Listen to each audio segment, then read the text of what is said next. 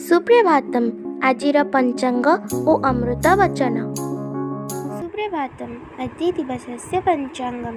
अद्य श्री श्वेतवराह कल्पस्य वैवस्वत मन्वन्तरः द्वितीयपरार्धः उत्तरायणः ग्रीष्म ऋतुः वैशाखमासस्य पूर्णिमातिथिः बृहस्पतिवासरश्च चुकाप्त षड्विंशत्यधिक एकपञ्चाशत्शतं विक्रम संवत् 81-द्विसहस्रं मे मासस्य त्रयोविंशतिः तारिका।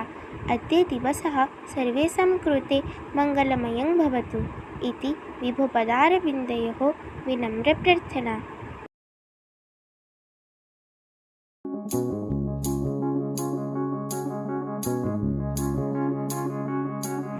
जेपरि ग्यासर आलोक गोटे स्थानरू आसी सहरर नाना स्थान नाना प्रकार जलुछि, सेहीपरि नाना देशर नाना जातिर धार्मिक लोकमानंकर शक्ति सेही एक भगवानंक निकटरू आसुछि।